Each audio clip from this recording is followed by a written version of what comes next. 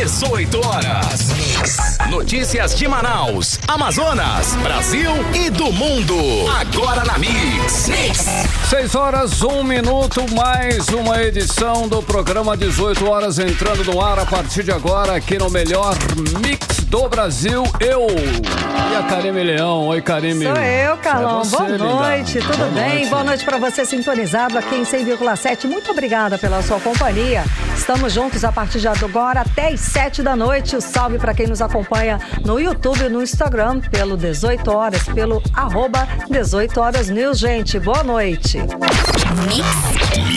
Mix.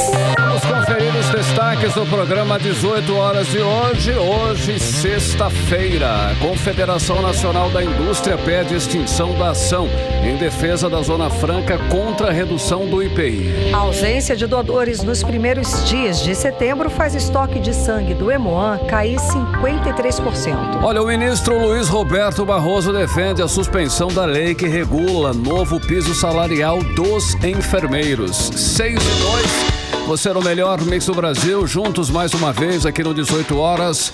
Programa levando os destaques do dia para você até às 7 da noite desta sexta-feira, 9 de setembro de 2022. Tudo isso aqui no melhor Mix do Brasil. 18 horas.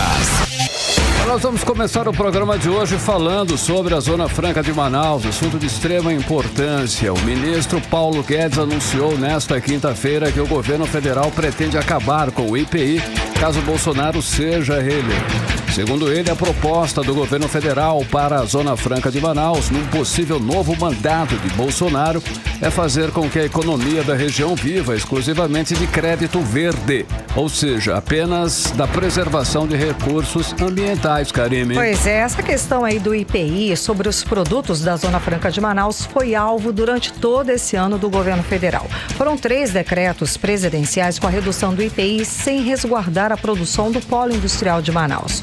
Os decretos foram derrubados na Justiça. O último foi agora em agosto, quando o ministro do Supremo Tribunal Federal, Alexandre de Moraes, decidiu em favor da Zona Franca. Ele retirou da lista os produtos fabricados aqui no polo industrial. A medida também foi favorável para o setor de concentrados e refrigerantes e outras bebidas não alcoólicas. Exatamente, Karime. Essa liminar do ministro tirou apenas os produtos da Zona Franca de Manaus. Lembrando que o decreto do governo, que reduziu em 35% o IPI em todo o Brasil, foi publicado no fim de julho e provocou reações de empresários políticos locais, além dos parlamentares amazonenses.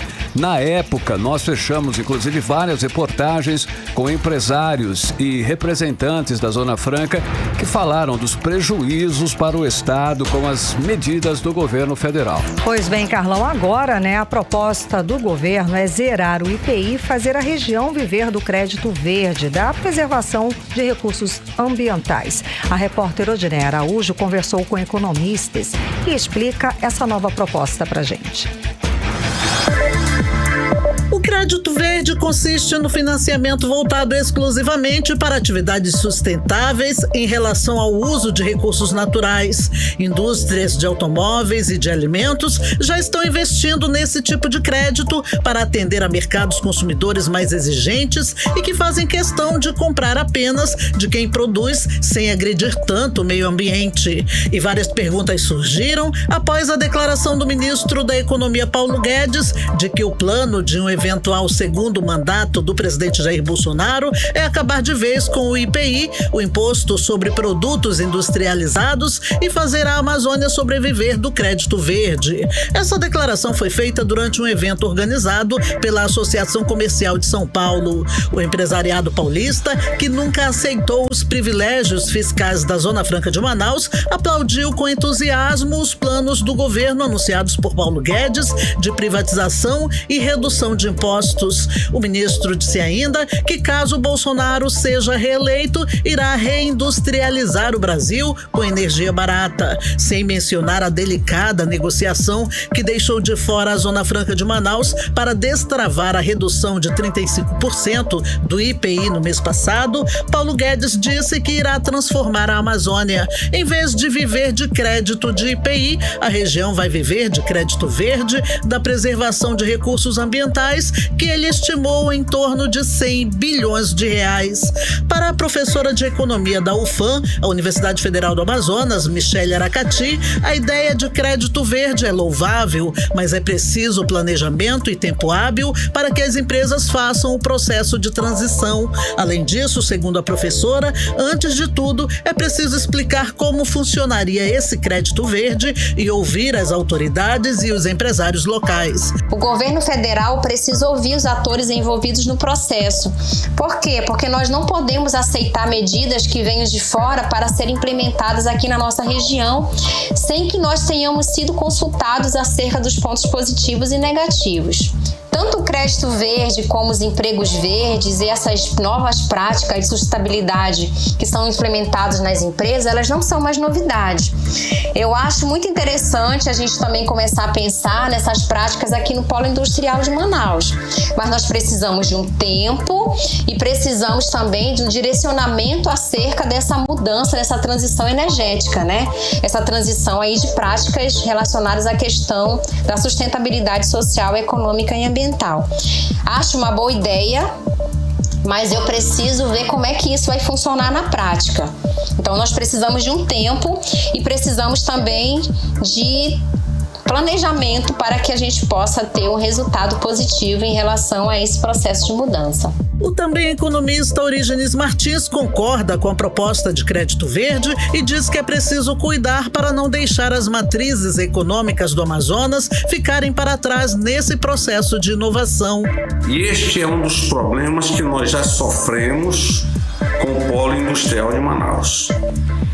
O polo em si, ele é altamente sólido, saudável, porém, os seus gestores têm esse sério problema de não cuidar da real necessidade, primeiro, de diversificação, pois nós já deveríamos ter 3 polos industriais em Manaus, e segundo, da modernização. O excesso burocrático que nós temos atrapalha. O Nordeste está construindo uma usina de combustível verde e, na avaliação do economista Orígenes Martins, esse pioneirismo poderia ter sido aqui do Amazonas. Odinaia Araújo para o 18 horas. Você está ouvindo 18 horas. Entrevista do dia. E seguimos falando sobre o assunto. Vamos conversar agora com o deputado federal Marcelo Ramos, do PSD. Muito boa noite, deputado. Seja bem-vindo ao que é o 18 horas. Então, como é que o senhor analisa essa nova proposta do ministro da Economia, Paulo Guedes? Boa noite. Boa noite a você, boa noite a todos os ouvintes. Olha lá, ninguém pode ser contra a redução de impostos. O Brasil inteiro clama por isso. Mas nós precisamos de redução de impostos que impactem na vida do trabalhador brasileiro. Vejam só, reduzir o IPI, zerar o IPI de motocicleta não ajuda em nada outro estado da federação. Por um motivo simples, motocicleta só é fabricada na Zona Franca e aqui o IPI já é zero. Reduzir o IPI a zero de ar-condicionado não muda nada para nenhum outro estado, por um motivo simples. Todo o ar-condicionado produzido no Brasil é produzido na Zona Franca de Manaus e o IPI já é zero. Portanto, essa proposta ela é válida para produtos não produzidos na Zona Franca de Manaus. E por isso nós temos defendido que ela deve excluir os produtos produzidos na Zona Franca de Manaus. Porque quando você zera o IPI, você não beneficia nenhum outro estado da federação, mas você beneficia o ar-condicionado importado da China, a moto importada da China. Qual o efeito disso? A transferência de empregos dos brasileiros para a China. Então o ministro é equivocado, trata com preconceito a Zona Franca de Manaus, não reconhece os impactos positivos dela, não só na geração de emprego, mas também no financiamento de escola pública, de hospital público, da Universidade do Estado do Amazonas, os recursos que a riqueza dela transformada em tributos são distribuídos para o interior do Estado também para financiar e principalmente os mecanismos de proteção da floresta. Ok, deputado, essa questão aí que está em pauta do crédito verde, não é justamente uma das ações do modelo Zona Franca sobre o desmatamento? Poderia ser o caso, então, de uma atualização do modelo, é isso, deputado? Explica pra gente. Veja só, nós precisamos consolidar o atual modelo, que é um modelo industrial. E por que nós precisamos consolidar o modelo industrial? Porque a indústria é a atividade econômica que mais agrega valor, que mais gera emprego e que tem maior massa salarial. É óbvio que nós temos que desenvolver a bioeconomia no nosso estado e eu tenho um projeto de lei para isso, que é retirar a obrigatoriedade de PPP quando houver preponderância de matéria-prima regional. É óbvio que a gente tem que desenvolver a indústria de software, porque a indústria de software ela é alocacional. Ela não precisa de estrada, ela não precisa de porto, ela não precisa de aeroporto. Ela só precisa de nuvem no sentido tecnológico da palavra, de inteligência. E é lógico que nós temos que desenvolver um mercado verde, que é o mercado de crédito de carbono, e eu também tenho uma proposta sobre isso, com acordo dos líderes partidários na Câmara, com urgência aprovada e que não é votada justamente porque o Ministério da Economia não deixa votar. Então é contraditório o discurso do ministro Paulo Guedes com a atitude dele. Agora veja, uma coisa é uma atividade como a Zona Franca de Manaus, que gera um PIB de 180 bilhões de reais e gera 400 mil empregos. O mercado de crédito de carbono, no médio e longo prazo, ele até pode gerar 100 bilhões de reais, mas ele jamais gerará 400 mil empregos, porque ela é uma atividade que não gera o número de empregos que gera a atividade industrial. O que adianta eu substituir um modelo industrial que divide a riqueza gerada entre 400 mil trabalhadores diretos e indiretos por um modelo que gere uma riqueza de 100 bi, mas que gere 10, 20, 50 empregos e que concentre renda. Isso vai tornar os mais ricos muito mais ricos e os trabalhadores que hoje têm um espaço na indústria desempregados. Então é uma estupidez econômica e é alarmante que alguém que se diz doutor, PhD em economia defenda uma tese de substituir uma atividade industrial altamente agregadora de valor e altamente geradora de emprego por uma atividade que pode até gerar muita riqueza, que é o crédito de carbono, mas que não gera o mesmo volume de empregos. As pessoas vão trabalhar como? As pessoas vão viver de quê? As pessoas vão receber salário a partir de quê? Então você propõe uma substituição que é absolutamente equivocada do ponto de vista da geração de emprego e propõe uma substituição que não é validada na prática, porque na prática o Ministério da Economia trabalha por não regulamentar o mercado brasileiro de crédito de carbono. É complicado, deputado. E o que pode ser feito para barrar essa possível determinação? Olha, eu não vou adentrar no aspecto político, né? No aspecto político eleitoral, né? Eu acho que isso é uma decisão que o povo brasileiro vai tomar lá na frente. Já está claro que há uma atitude preconceituosa desse governo e do ministro Paulo Guedes com o modelo Zona Franca de Manaus. O que nós precisamos fazer é o que a gente tem feito: reafirmar e defender o nosso modelo, defender que o IPI seja zerado para itens não produzidos na Zona Franca de Manaus, porque nos produzidos da Zona Franca de Manaus ele já é zerado.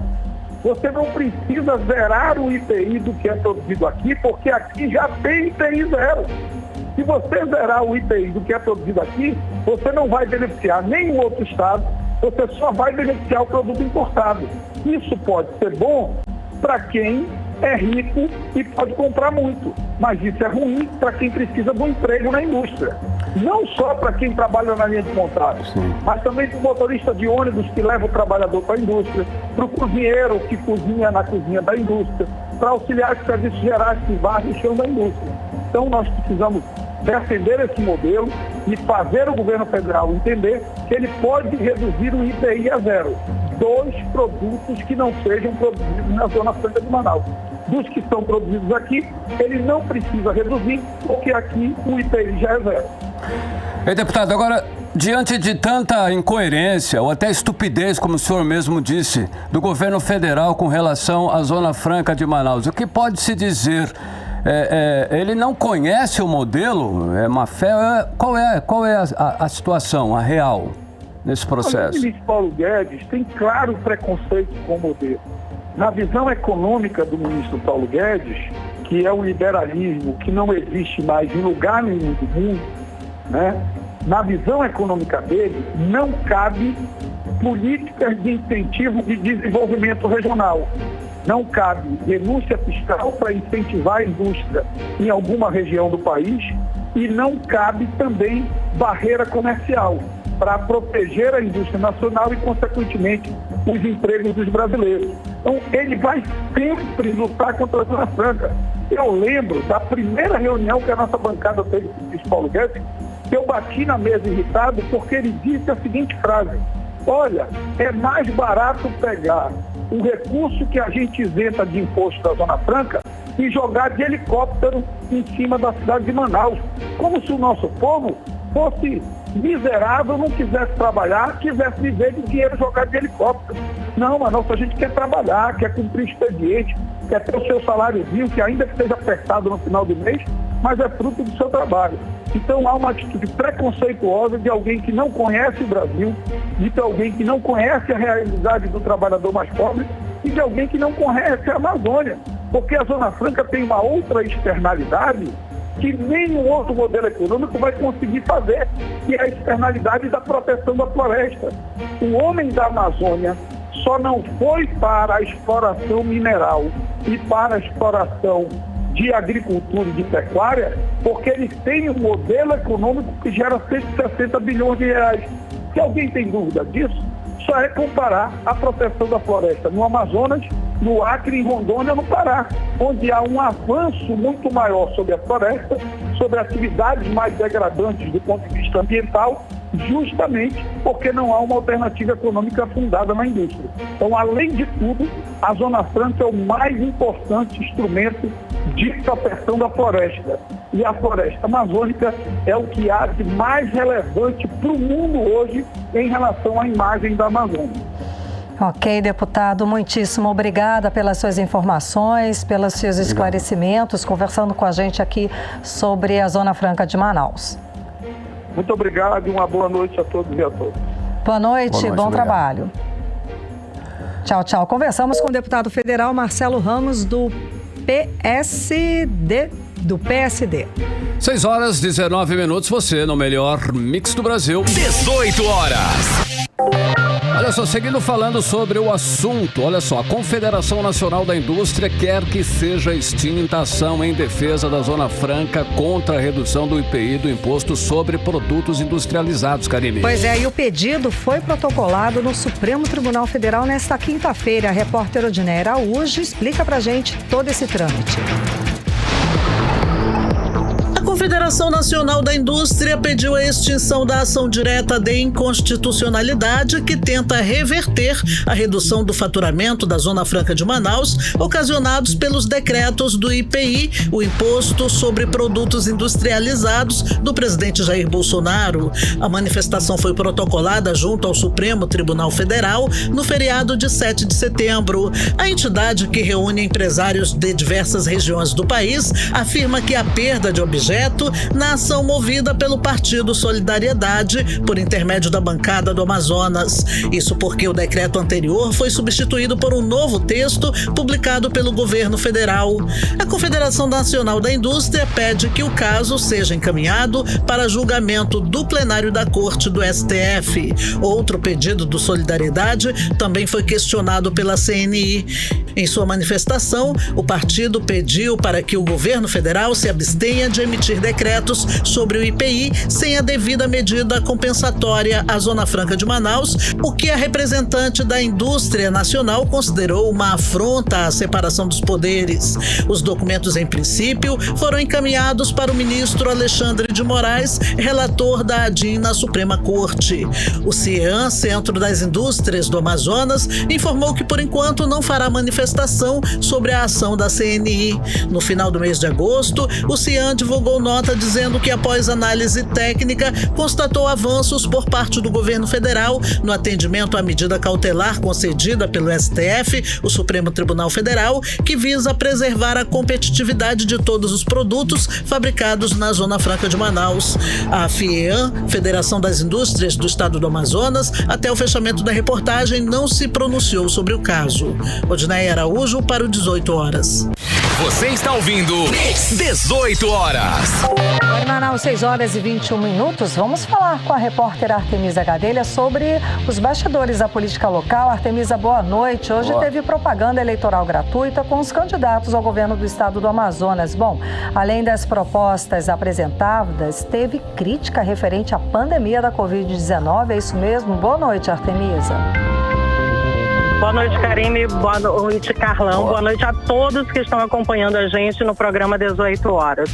Bom, não só uma crítica à pandemia, como a crise da saúde em geral no estado do Amazonas. Foi um vídeo que encerrou hoje a participação da propaganda eleitoral dos candidatos e chamou ao governo do Amazonas, né? E chamou bastante atenção. O vídeo fala da crise da saúde, como eu disse, antes mesmo da pandemia, com a morte das crianças e pacientes cardiopatas no Amazonas em 2019.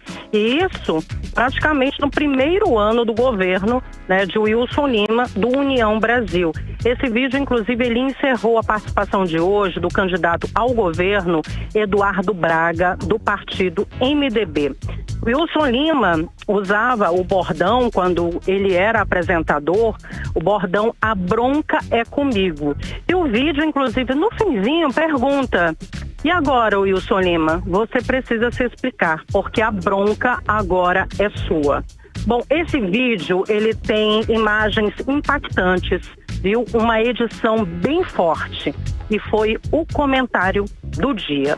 Bom, falando agora do candidato Wilson Lima, do União Brasil, no programa dele ele falou dos programas atuais da gestão dele, do Prato Cheio, que já atingiu 37 unidades, e ele fala que vai expandir para o interior do Amazonas caso seja reeleito. Falou também do auxílio estadual, que será ampliado para 50 mil famílias. E ele acabou, já no finzinho do programa, mandando um recado, uma indireta ao seu principal adversário, Amazonino Mendes, da Federação Cidadania e PSDB, de que o Wilson Lima, ele não vai governar só com as pernas e que também não se governa com a cabeça e com o coração somente. Trecho, inclusive, do jingle de Amazonino Mendes. O Wilson Lima fala que é preciso governar também com as mãos, porque é preciso se unir.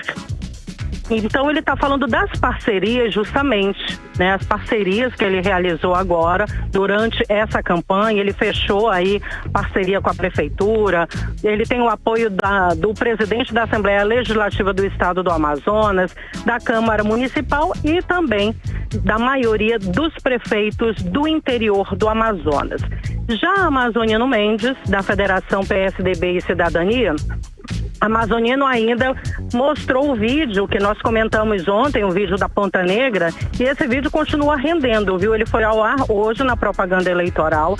O vídeo, como nós já falamos, bem emocionante, cheio de energia, mostrando o carinho do público, a gratidão e o carisma e a força de Amazonino Mendes. E falando ainda de Amazonino e agora também do vice dele, Humberto Miquiles, muita gente comentou, muito boato, muita fake news de que Humberto Miquiles, que a Amazonino estaria já procurando um outro vice, porque Humberto Miquiles não teria a candidatura dele aprovada pelo Tribunal Regional Eleitoral. Tudo boato, tudo fake news, Karime, Carlão e ouvintes. Hoje mesmo, o Tribunal Regional Eleitoral aprovou por unanimidade a candidatura de Humberto Miquiles, e não só a dele, também de Amazonino Mendes. Então, além de Amazonino agora, né, além de Wilson Lima, que já teve a candidatura aprovada, Carol Braz, Ricardo Nicolau, Israel Tuiuca, agora também chegou a vez do deferimento, ou seja, da aprovação da candidatura do candidato Amazonino Mendes. Esse foi o resumo de hoje, Karime Carlão. Obrigada pelas informações, Artemisa Gadelha. Boa noite, bom fim de semana. Boa noite. Para vocês também. Tchau, tchau. Tchau. Tchau. 6h26, você no melhor mix do Brasil. 18 horas. Olha só, a Defesa Civil do Amazonas, por meio do Centro de Monitoramento e Alerta, atualizou a situação da vazante aqui no estado. 11 municípios estão em situação de atenção e a repórter Nathalie Moraes conta os detalhes pra gente agora. O sobe e desce dos rios é uma característica da região amazônica. Esse fenômeno natural mexe com a rotina e afeta o dia a dia de muitos amazonenses. O Centro de Monitoramento e Alerta da Defesa Civil do Amazonas já registra 11 municípios em situação de atenção. Eles estão localizados em 4 calhas, onde o processo da vazante já teve início. O chefe do setor de monitoramento do órgão, o tenente Charles Barroso, alerta que algumas comunidades podem ficar isoladas com a vazante. Até o momento, nada indica que possamos ter uma seca severa, afetando principalmente as sedes dos municípios nessas calhas. Entretanto, a observação é que possa acontecer algum isolamento em alguma comunidade pontual dentro do município, e aí chama atenção nesse sentido. Na bacia do Juruá, o processo de vazante apresentou redução nos últimos dias, com uma baixa de 0,07, variando. Em 1998, foi registrado o nível mais baixo no Rio Juruá, com uma cota de 5,94 metros. Atualmente, faltam mais de 2 metros para se atingir esta marca. A bacia do Rio Purus também já deu início ao processo de vazante, assim como a do Madeira e do Alto Solimões. Uma das preocupações do órgão é a questão da trafegabilidade, e o serviço das defesas civis municipais torna-se imprescindível.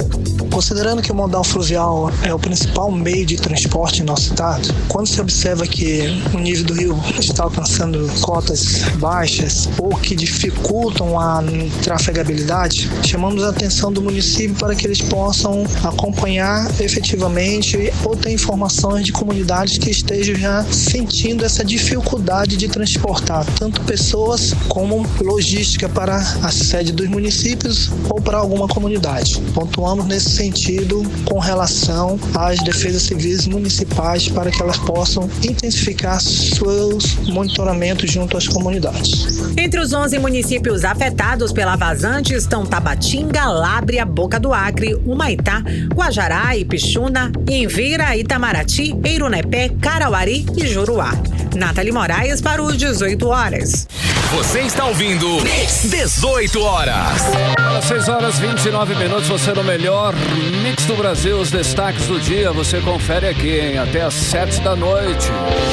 Daqui a pouquinho você confere. Piloto está desaparecido no Amazonas há 7 dias e família denuncia que a polícia só começou as investigações hoje por causa do feriado prolongado. Esse é o nosso assunto em instantes. 18 horas. Agora nós vamos conferir a previsão do tempo e temperatura para hoje. Hoje é sexta-feira e já a madrugada de sábado. Tempo e temperatura, Karime Leão. Previsão do tempo. Segundo informações do Climatempo, não deve chover essa noite, tá? A mínima prevista é de 24 graus, a máxima não deve passar dos 34 graus. As chances de chuva são de 70%, a umidade relativa do ar fica entre 57% e 91%. Mix. O piloto Breno Pimentel, de 34 anos, está desaparecido desde o dia 2 de setembro. Ele sumiu quando voltava de Barcelos depois de um serviço de táxi aéreo. Pois é, e hoje chegou pra gente a denúncia de que a polícia só começou as investigações hoje, dia 9 de setembro. Segundo a família do piloto, a polícia explicou que o motivo para essa demora foi o feriado prolongado. O repórter Hector Silva explica pra gente melhor esse assunto. 7 dias de angústia. É assim que define a família de Breno Pimentel, de 34 anos, sobre o desaparecimento do piloto que estava em Barcelos, retornando para Manaus, quando simplesmente não deu mais notícias. A aeronave de Breno foi encontrada na Praia Grande, dentro do Parque Nacional Anavilhanas, em Manaus, no dia 2 de setembro. Porém, Breno não foi localizado. Um amigo de Breno, que não quis se identificar, pede celeridade da Polícia Civil com o caso. A gente não tem nenhuma informação concreta, né, de onde ele está, só o paradeiro mesmo. A gente já acionou a polícia, né, o DEOPS, que é de pessoas desaparecidas. Ontem o irmão dele estava tentando ter mais informações, né, com quem viu, quem estava por último, as pessoas que conheciam ele, mas infelizmente até agora a gente não consegue. Aí a gente está esperando também a investigação da polícia, né? Ela disse que ia começar hoje, porque a gente deu a entrada, né? Um dia depois do primeiro feriado, depois do dia 12 a gente já tinha dado a entrada, só que teve o feriado. E aí a única coisa que eles falavam é que a única coisa que eles podiam fazer era depois do feriado só, porque foi prolongado e ninguém podia, né, fazer nada. Estava todo mundo de folga, né? Sim, mas sacanagem isso, né? Cá entre nós, né? Pessoalmente aqui, porque não, exatamente. A gente ficou preso aí. Era pra ter gente de plantão, obviamente. Sim. Aí o que aconteceu? A gente, por nossa conta própria, né? Começou a fazer divulgação. Divulgação é quando foi na quinta, ontem mesmo, aí não foi quando a gente... acho que na verdade nem dormiu direito, gente. Segundo a esposa do piloto, Priscila Oliveira de Souza, um boletim de ocorrência foi registrado no 12º Distrito Integrado de Polícia e o caso está sendo investigado pela Delegacia Especializada em Ordem Política e Social, que deve acionar o Corpo de Bombeiros para realizar as buscas. A família pede para quem tiver informações sobre a localização de Breno que entre em contato pelos números DDD 92 98100 1363 ou DDD 92 98110 9170 ou por meio do número 3214 2269. Disque denúncia da DEOPS. A família pede cautela com as informações, já que muitas fake news estão chegando até eles. Tá todo mundo exausto, porque às vezes as pessoas ligam, né, pra dizer que, vi alguma coisa, mas é fake news. Então, assim, a gente não tem mais o que fazer, porque até fake news envolve no meio, ligam pra gente, né, e a gente se apega. Hector Silva para o 18 horas. Você está ouvindo 18 horas. Fique ligado, daqui a pouco aqui no 18 horas, acidentes com descarga elétrica no Amazonas mata 3 pessoas. 18 horas. Agora 6 horas e 33 minutos, vamos para Brasília conversar com o nosso correspondente, o jornalista Carlos Eduardo Matos. Cadu, boa noite, Cadu. Lula comparou as manifestações bolsonaristas do 7 de setembro com a Ku Klux Klan, que é uma organização civil americana que prega a supremacia racial branca, racismo e o antissemitismo. Agora, aliados de Bolsonaro querem entrar na justiça e querem pedir, inclusive, a cassação do candidato Lula. Cadu, é isso mesmo? Explica pra gente detalhes sobre esse assunto. Boa noite, Karime. Boa noite, Carlão. Boa noite, ouvintes do programa 18 horas e a todos que nos assistem ao vivo. Que confusão, hein, Karime? Foi de fato uma fala desastrosa que pegou muito mal para o ex-presidente Lula, logo a essa altura da campanha eleitoral, e principalmente é uma fala que estimula a violência, o ódio na política, né, Karime? Esse fato aconteceu durante um comício na cidade de Nova Iguaçu, no estado do Rio de Janeiro. A gente vai conferir agora o trecho completo dessa fala para a gente entender um pouco esse contexto aí. Vamos lá. Aliás, Dilma, eu não sei se você viu na televisão, foi uma coisa muito engraçada, que no ato do Bolsonaro parecia uma reunião da Ku Klux Klan. Só faltou capuz, porque não tinha negro, não tinha pardo, não tinha pobre, não tinha trabalhador. Era o artista principal, era o velho da van, que aparecia como se fosse o Louro José, participando ativamente da campanha do Bolsonaro. 18 horas. A gente acompanhou parte desse discurso infeliz do candidato Luiz Inácio Lula da Silva aos acontecimentos do 7 de setembro. Cadu. Lamentável, né, Karime? Hoje, Lula tirou a tarde para tentar se explicar, viu? Ele fez uma coletiva agora há pouco, no fim da tarde de hoje, tentando se explicar, mas não sei se deu certo. Vamos ouvir juntos para a gente tentar entender.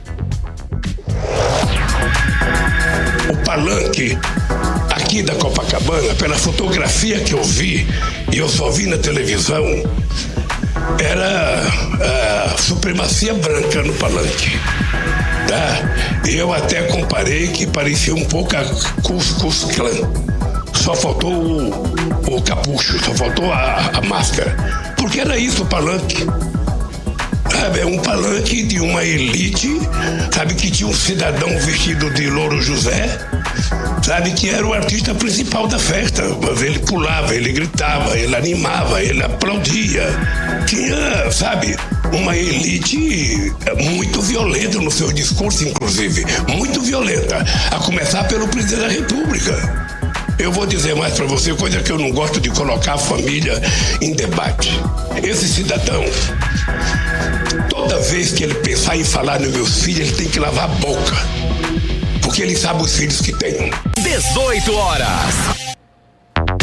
E a explicação, acho que a emenda ficou pior do que o soneto, né? E coitado do Louro José lá da Globo, que nem vivo estar mais para se defender. Nossa, mas foi uma confusão que ele fez tentando se explicar que ficou pior, né, Cadu? Capa nós, Karime. Acho que tá rolando aí uma competição, né, entre Lula e Bolsonaro. Quem fala mais besteira no fim dessas eleições, né? Porque teve a história do imbrochável, né, de Bolsonaro, que ficou vergonhoso para aquele comício de milhares de pessoas ali em Brasília, no Rio de Janeiro, e ele vem com essa de imbrochável que pegou muito mal, principalmente para o público feminino. Até hoje ele não emendou essa situação. Agora, falando sério, Karime, quando o assunto é criar polêmica, Lula e Bolsonaro são velhos conhecidos, né? Mas no caso de Lula, a comparação que ele fez com um grupo sanguinário como a Ku Klux Klan, né? Eu vou nem falar o nome direito, é Ku Klux Klan. Ku Klux Klan. Pode falar como Z mesmo, Ku Klux Klan. Ele falou Ku Klux Klan, né? Então, e ainda dizer que não havia trabalhadores no comício de Bolsonaro no Rio de Janeiro. Como pode falar uma coisa dessa, né? Pois é, ele cometeu várias gafes aí numa só, né? Numa só fala. Ele coloca em xeque aí a disputa, Carlão e Karime, pelos eleitores indecisos. E tem setores empresariais, do comércio, da indústria, do agronegócio que ainda estão avaliando ali em quem apoiar. Não estão totalmente Bolsonaro. E ficaram muito decepcionados e agora estão ameaçando aí definir voto para Bolsonaro. O melhor caminho nesse momento para Lula seria se retratar e não mais se explicar. A melhor estratégia seria essa, porque pegou muito mal. Hoje à tarde, a equipe jurídica de Bolsonaro apresentou uma ação no TSE contra Lula por crime de difamação. Não entrou a questão do pedido de impugnação da candidatura, viu, Karime? Os advogados argumentam que Lula fez graves ofensas à honra de Bolsonaro e de seus eleitores e pede que o vídeo do comício, que foi transmitido ao vivo pelo YouTube, seja removido imediatamente.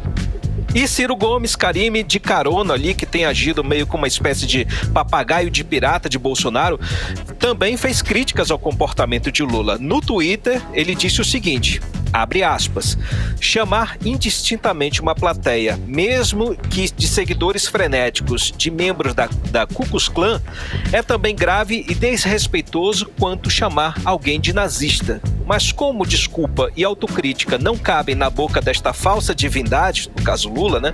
Tudo vai ficar por isso mesmo. Fecha aspas, a fala de Ciro Gomes.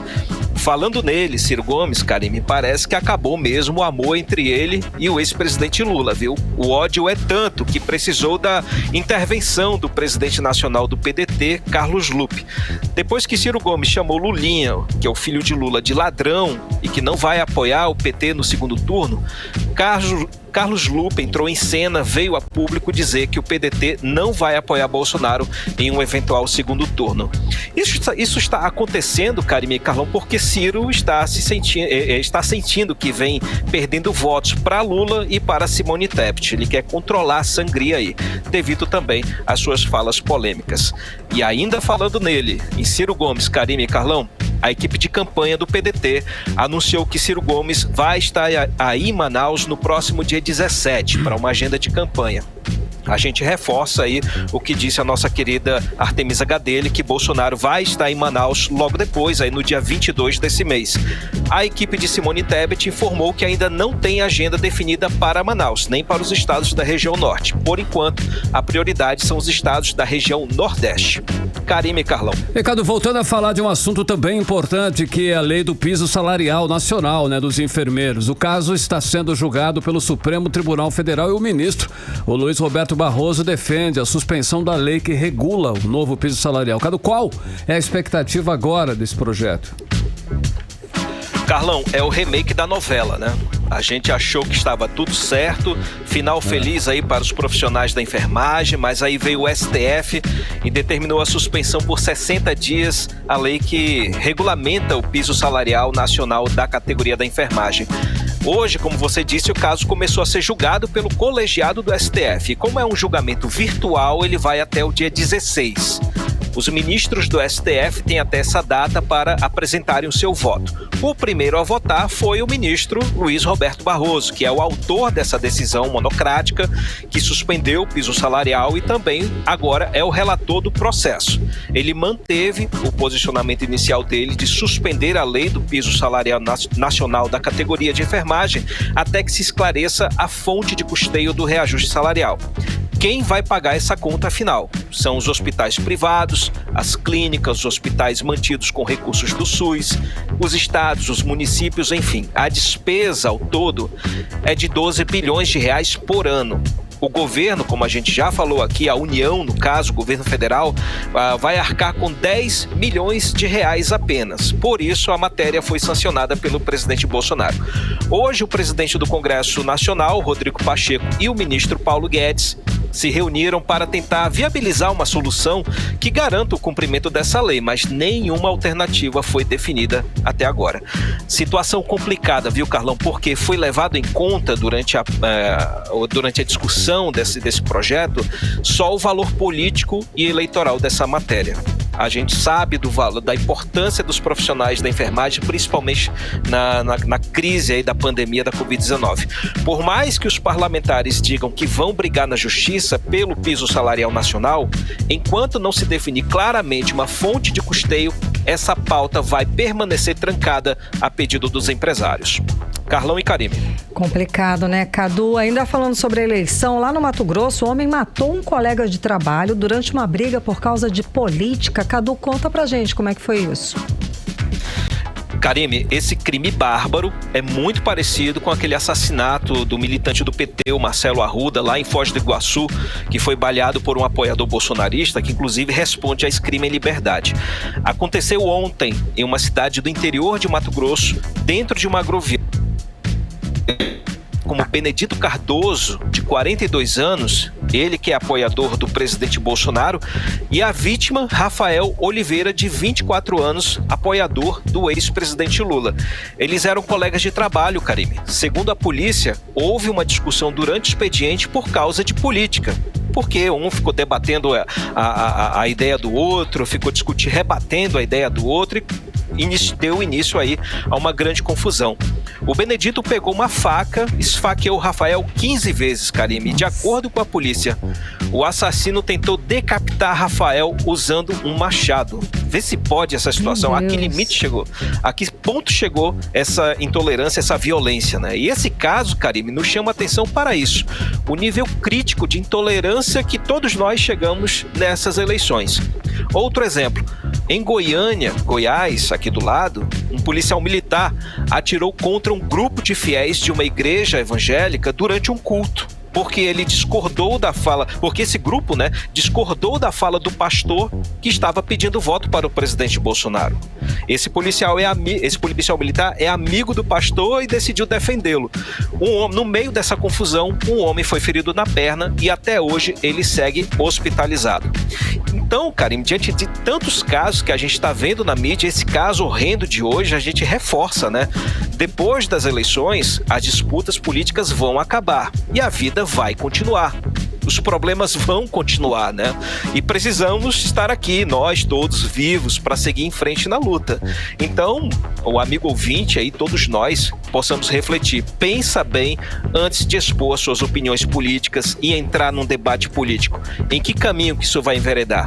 Confia na pessoa com quem você está conversando, né? Complicado. Preserve a sua vida, preserve a sua idoneidade, né? Porque o importante é o nosso futuro. Estamos num momento muito delicado, Cadu, mesmo. Muito obrigada pelas informações. Boa noite, bom trabalho, bom fim de semana. Bom fim de semana, gente. Até segunda. Tchau, tchau. Tchau, tchau. Até segunda, 6h46. 18 horas.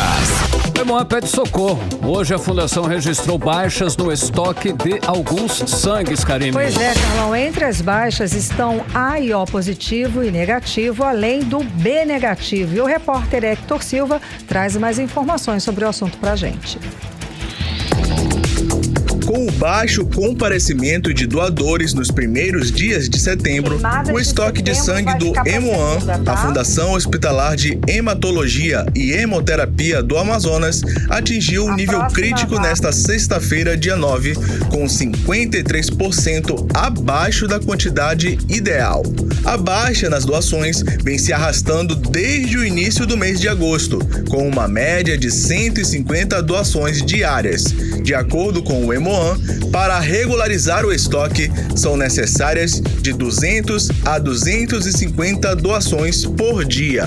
Segundo a chefe do Departamento do Ciclo do Sangue, Socorro Viga, o feriado prolongado acabou acentuando a carência de bolsas de sangue, principalmente dos tipos O positivo e O negativo. O abastecimento crítico já é uma ameaça ao atendimento de transfusão na rede pública e privada de saúde. Essa situação é arriscada porque a maioria da nossa população amazonense ela é do tipo O positivo. E no momento o nosso estoque de O, eu posso dizer que está crítico. Eu tenho no momento 14 bolsas no estoque de O positivo e de B negativo, que eu não tenho nenhum. Então eu peço a todos as pessoas que são O positivo, que se candidatem à doação, os que são doadores, que estão no tempo para doar, compareçam ao Hemoan. E as pessoas que foram para outros estados, pode vir doar. Só quem foi para o interior do estado que fica 30 dias sem doar. Para se tornar um doador, basta estar com boa saúde, ter entre 18 a 69 anos e pesar mais de 50 quilos. Caso tenha entre 16 e 17 anos, pode doar somente acompanhado do responsável ou representante legal. Também é importante estar bem alimentado e munido de documentos de identidade oficial com foto. O Hemoan funciona de segunda a sábado, das 7 às 18, na Avenida Constantino Neri, número 4397, bairro Chapada. Hector Silva, para o 18 horas. Você está ouvindo 18 horas. Olha, nesta quinta-feira, uma mulher de 38 anos e a filha de 9 anos morreram eletrocutadas. O acidente foi na área rural do município de Iranduba. E conforme os bombeiros, a criança passava no local, encostou num galho e recebeu a descarga elétrica. A mãe tentou salvar a filha, mas as duas acabaram mortas. De acordo com a Amazonas Energia, a árvore caiu por causa de uma ventania e, na queda, a árvore atingiu a rede de energia. Esse é o segundo acidente fatal com descarga elétrica registrado só essa semana. Na última terça-feira, uma adolescente de 17 anos morreu atingida também por uma descarga elétrica. Karime, ela estava na garupa de uma moto que encostou num fio de alta tensão da concessionária de energia que estava desencapado. E a repórter Nathalie Moraes explica como os acidentes aconteceram. Vamos acompanhar. Raquel Cristina de Souza, de 38 anos, e Débora Souza, de apenas 9 anos, mãe e filha, morreram eletrocutadas na manhã desta quinta-feira na comunidade Ilha da Machantaria, no município de Iranduba, no interior do Amazonas. Segundo o Tenente Moab, comandante do 1º Pilotão do Corpo de Bombeiros de Iranduba, uma equipe foi acionada por volta de 1 da tarde. Ao chegarem no local, mãe e filha já estavam sem vida e uma segunda criança, também filha da vítima, foi atingida com uma descarga elétrica. Ao chegar no local, se deparamos realmente com 2 corpos, a senhora de 38 anos e sua filha de 9 anos. Segundo informações do local, foi colhido à noite, no período da noite, um galho de uma árvore caiu sobre o fio, né? E esse fio, ele veio quase que ficar no chão, arrastar no chão. E pela manhã, a senhora de 38 anos que faleceu, ela saiu de sua casa para visitar uma filha, coisa de 600 metros ali da casa dela. E no meio do caminho, a filha dela, de 9 anos, ela agarrou no galho e estava energizada, né? A mãe, na ânsia de salvar a filha, ainda pegou um teçado para tentar cortar o fio, onde não teve êxito, e agarrou a filha e recebeu outra descarga elétrica, onde veio falecer as 2. E graças a Deus, não vitimou uma criança de 8 anos, que também estava com a mesma. Ele ainda chegou a puxar no pé da mãe, só que pegou um choque leve. Uma equipe do Corpo de Bombeiros fez o resgate do corpo das vítimas e encaminharam para o Instituto Médico Legal em Manaus. A mulher deixa outros 7 filhos menores de idade.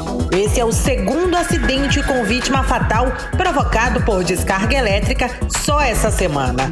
Na última terça-feira, a adolescente Maria Eduarda de Souza Noé, de 16 anos, morreu após sofrer uma descarga elétrica no ramal Acará, no bairro Lago Azul, na zona norte de Manaus. A jovem completaria 17 anos na quarta-feira. No momento do acidente, ela estava na garupa de uma motocicleta com o seu tio quando o veículo encostou em um fio de alta tensão desencapado. Segundo informações, a concessionária Amazonas Energia, responsável pela distribuição de energia, foi acionada às 7 da noite de segunda-feira, mas a empresa só enviou uma equipe ao local após a morte da adolescente. Quanto à tragédia envolvendo mãe e filha, a Amazonas Energia, responsável pela distribuição de energia elétrica na comunidade, informou que a derrubada da árvore foi causada por uma forte ventania que passou pelo local e a queda da árvore atingiu a energia elétrica.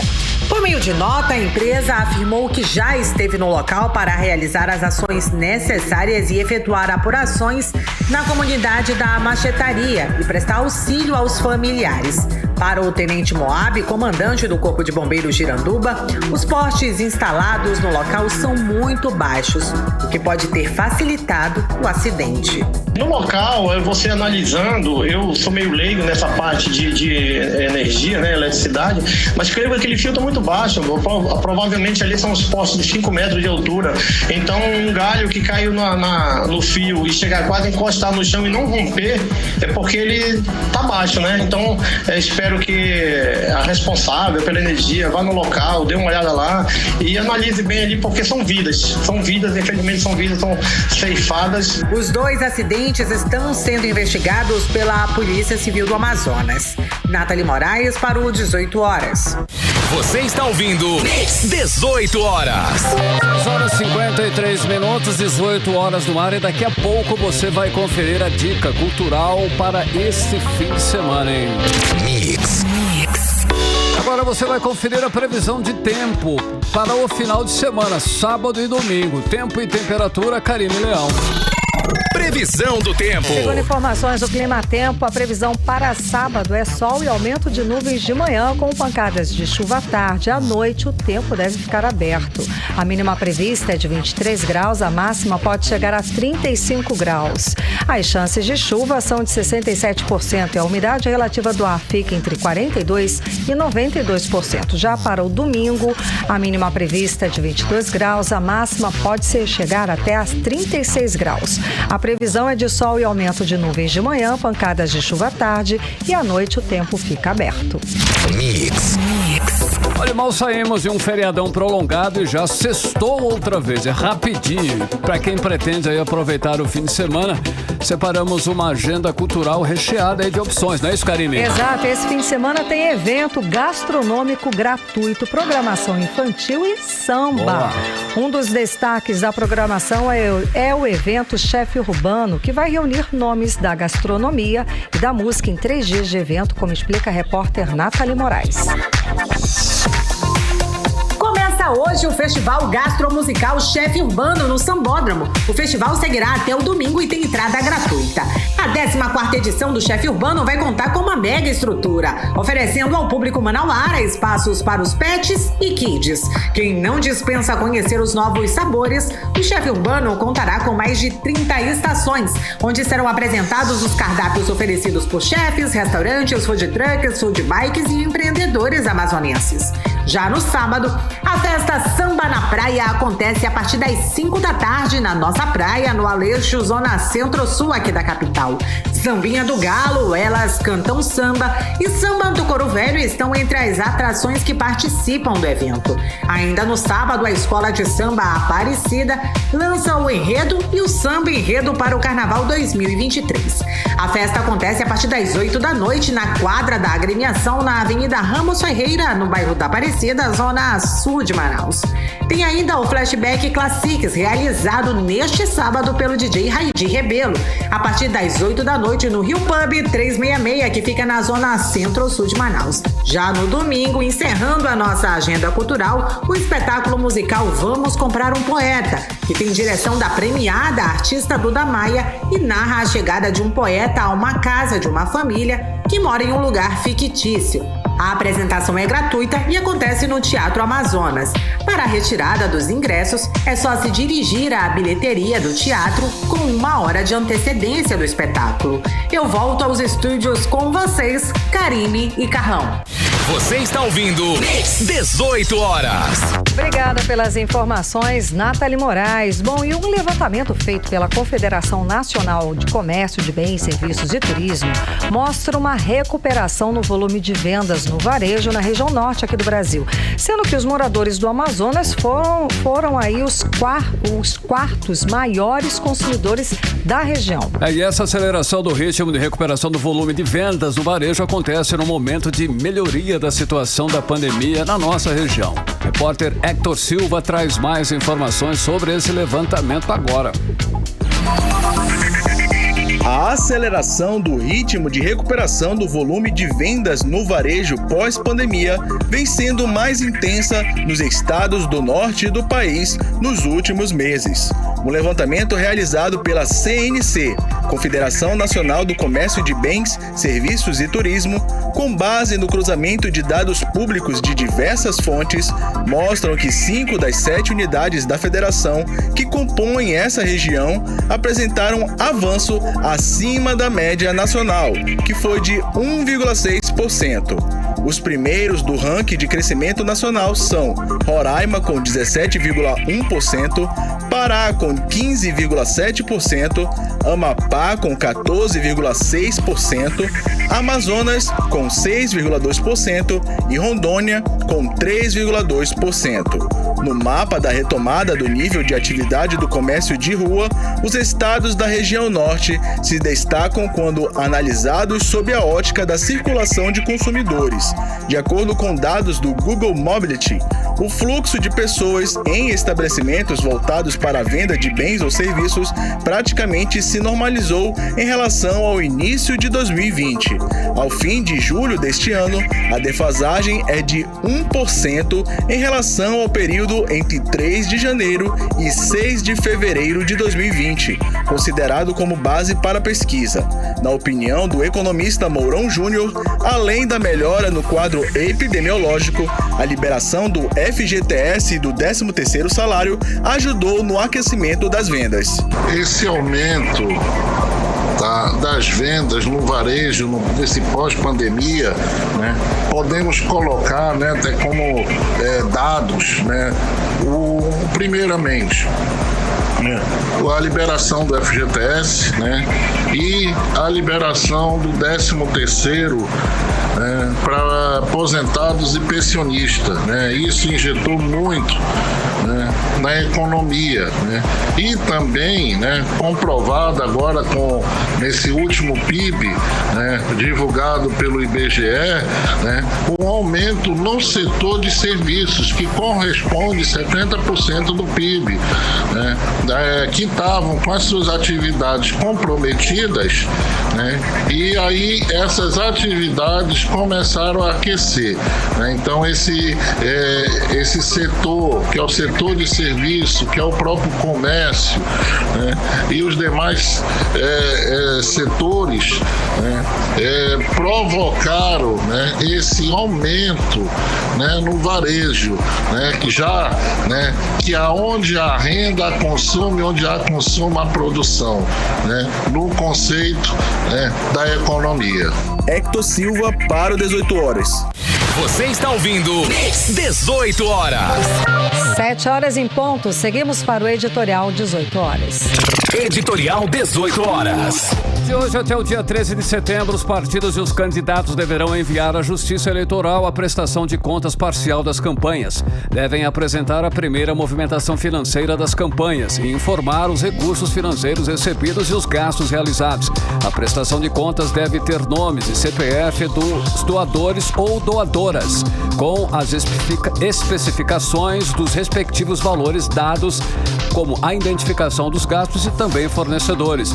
A não apresentação da prestação de contas no prazo ou a entrega de forma que não corresponda à verdade pode caracterizar infração grave, e a infração deve ser apurada no julgamento da prestação de contas final. Os eleitores podem ter acesso a todas as informações no site da Justiça Eleitoral. A transparência ajuda o eleitor a escolher melhor os seus candidatos. 18 horas. 7-1, Karime, boa noite. Boa noite, ótimo fim de semana. Até segunda, um beijo. Até segunda, um beijo. Você ouviu 18 horas.